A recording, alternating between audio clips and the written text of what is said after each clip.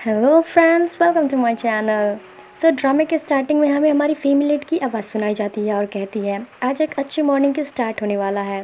तभी वो कहती है नहीं नहीं, ये मैं नहीं हूँ। तभी हमारी फीमेल लीड को दिखाया जाता है जो अपना इंट्रोडक्शन देते हुए कहती है मेरा नाम मिली है और मैं 19 इयर्स की हूँ। वहीं दूसरी तरफ हम एक खूबसूरत सी लड़की को कार से जाते हुए देखते हैं। दरअसल आज इनके कैंपस का फर्स्ट डे होता है। वहीं हम मिली को देखते हैं जो बस में चढ़ने के लिए लड़ रही होती है और ये भी कैंपस ही जा रही थी। इसके साथ ही हमें रेडियो पर एक लड़का दिखाया जाता है और इसका नाम है यूजिवान और हमारी मिली तो इसकी बहुत बड़ी फैन है। वो बस में भी उसी की बातें सुनती हुई जा रही थी। इसके बाद हम कैंपस का सीन देखते हैं जिसमें हॉरन को दिखाया जाता है और ये हमारे इस ड्रामे का मेन लीड है। हॉरन अपने कैंपस का सबसे ज़्यादा हैंडसम लड़का है और काफ़ी पॉपुलर भी है और इंटेलिजेंट भी। बस की सारी लड़कियां तो हॉरन पे फिदा है। और दूसरी तरफ हमें छत पर कुछ लड़कों को दिखाया जाता है जो एक लड़की एनी का वेट कर रही थी जो कि कार में चढ़ी थी। एनी जैसे ही कैंपस में आती है सारे लोग तो उसे घूर कर देखने लगते हैं क्योंकि वो काफ़ी ज़्यादा ब्यूटीफुल है और क्यूट भी। दूसरी तरफ हमें मिली को दिखाया जाता है जो कि किसी छोटी सी गाड़ी की मदद लेकर वहाँ पर पहुँच गई थी और उसे बाथरूम जाना था। मिली एनी से पूछने के लिए जाती है कि वॉशरूम कहाँ है, पर वो तो उससे टकरा जाती है और दोनों की दोनों गिर जाती हैं।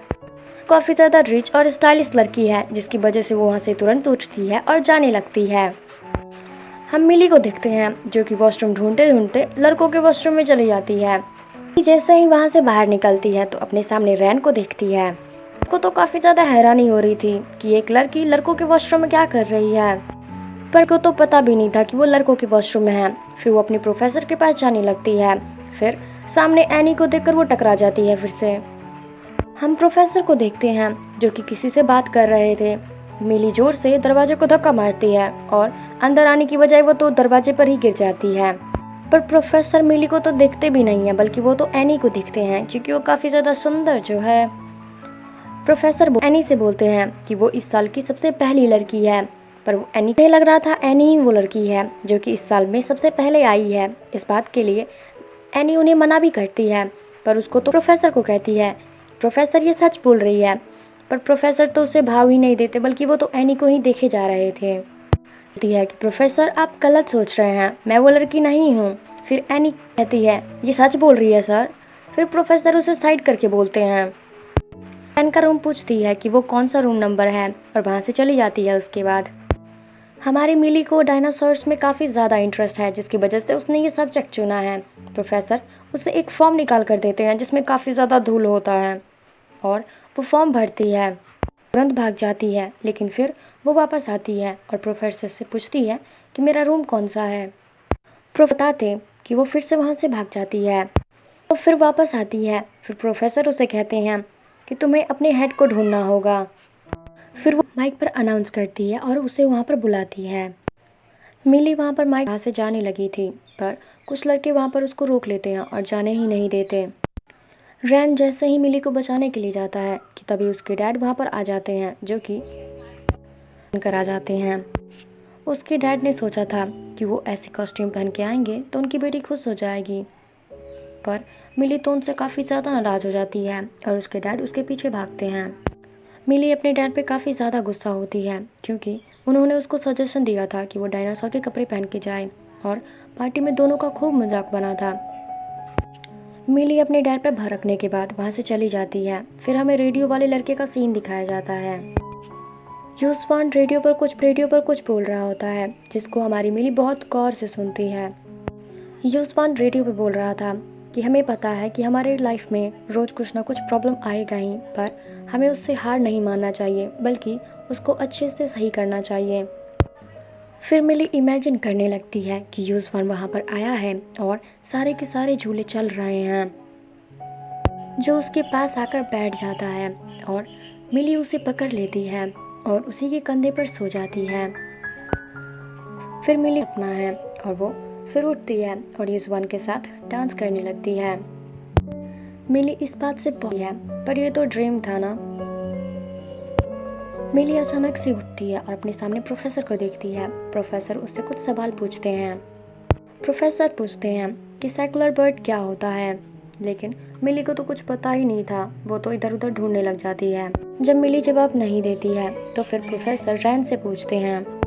रैन इसका काफ़ी अच्छे से जवाब देता है और बोलता है सेकुलर बर्ड को फिनिक्स और फायर बर्ड भी कहा जाता है।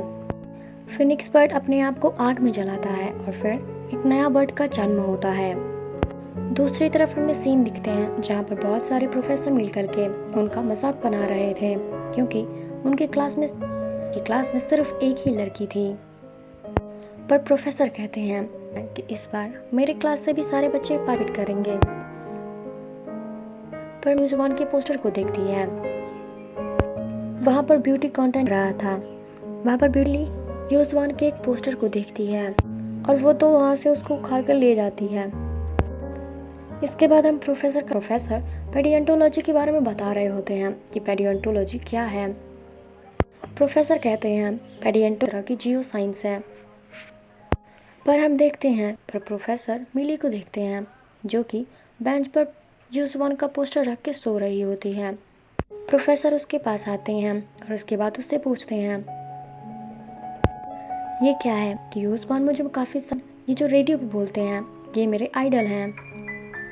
फिर प्रोफेसर मिली को बोलते हैं हमारे इस पेडियोंटोलॉजी डिपार्टमेंट को बचाना होगा, क्योंकि हमारी क्लास में सिर्फ तुम ही एक लड़की हो।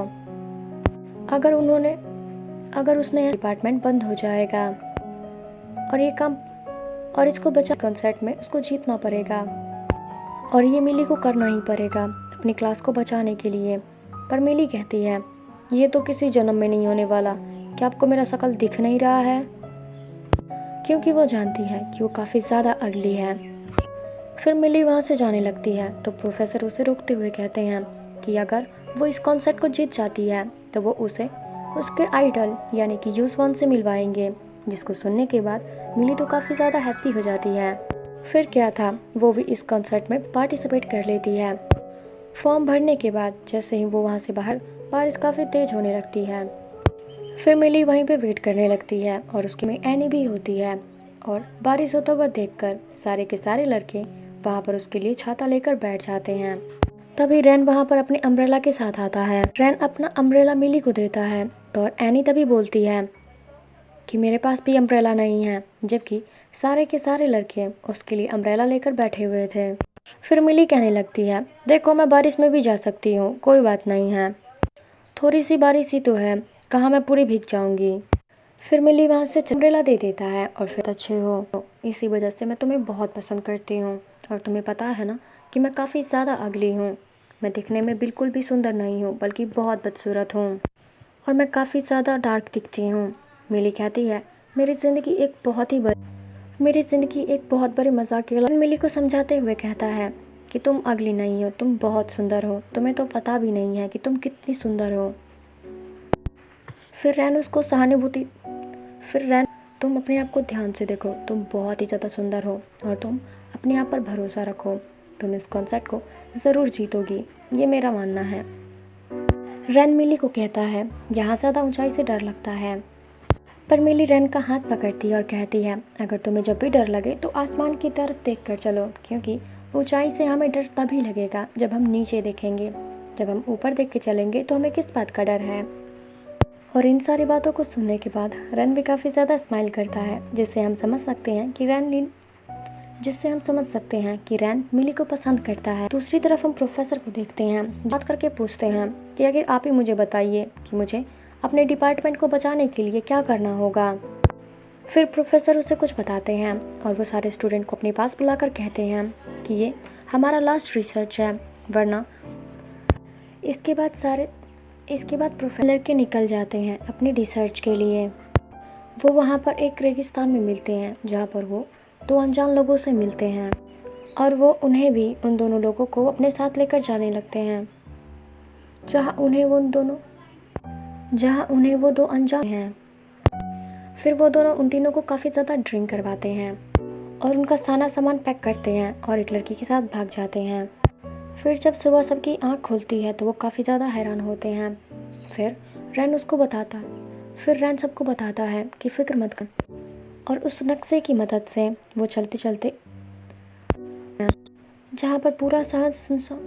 जहाँ पर पूरा शहर सुनसान दिख रहा था और जिसके बाद वो सभी रिसर्च करना शुरू कर देते हैं।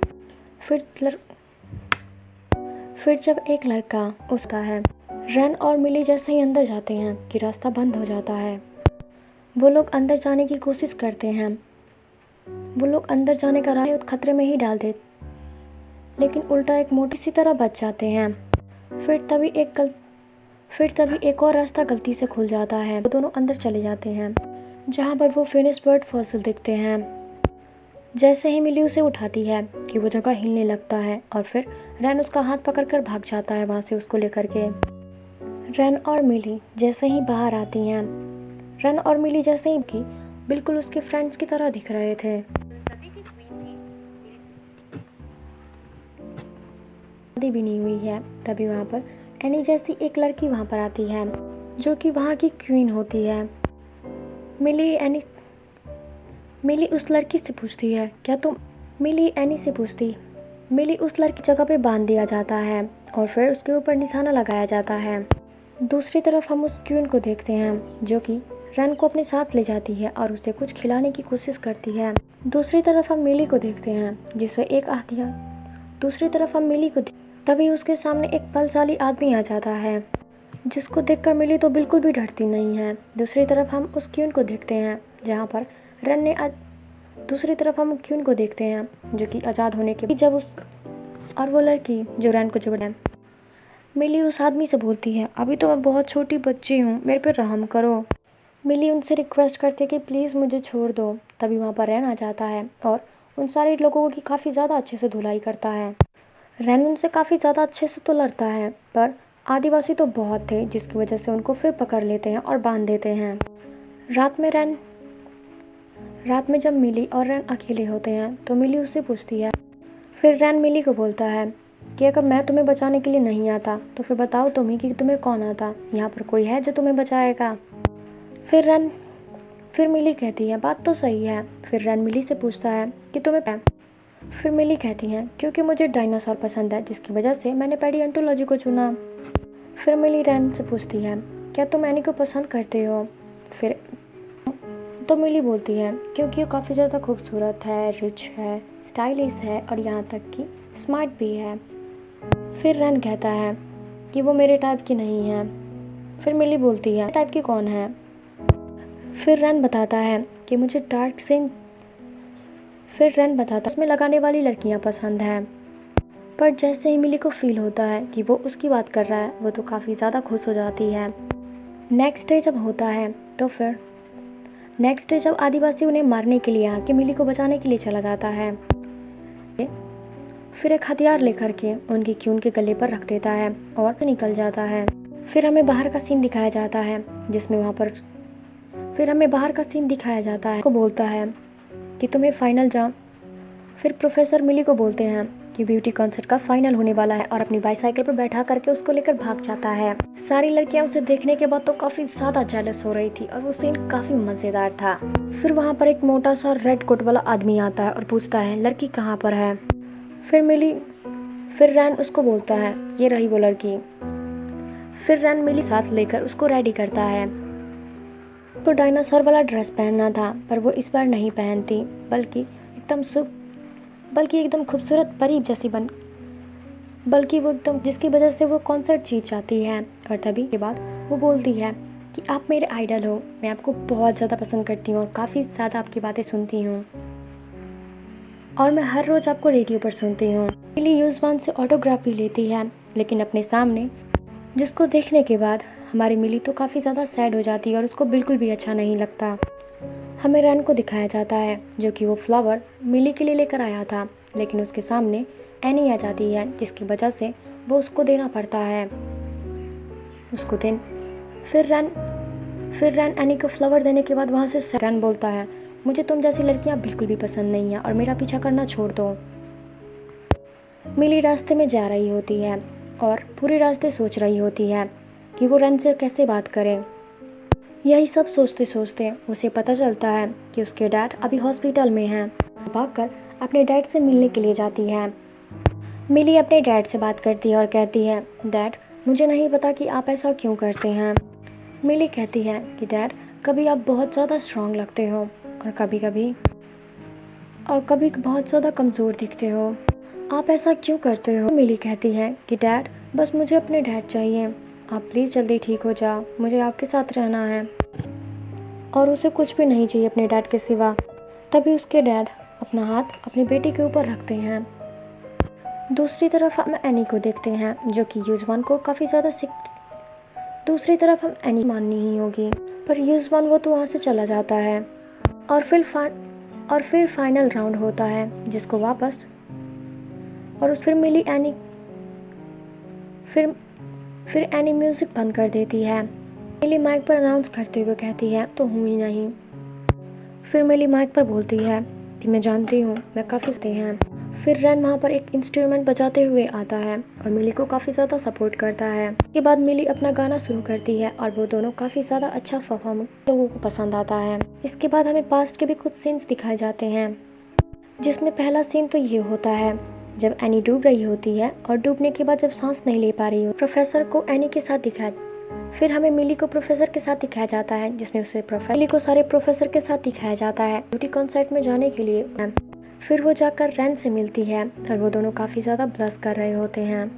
इसी तरह हमारी आज की स्टोरी खत्म होती है। आई होप कि आपको ये स्टोरी काफ़ी ज़्यादा अच्छा लगा होगा। और प्लीज़ अगर आपको ये वीडियो अच्छा लगा है तो एक लाइक, कमेंट और शेयर ज़रूर करें। Thank you so much for watching. मिलते हैं अगली वीडियो में। Bye bye.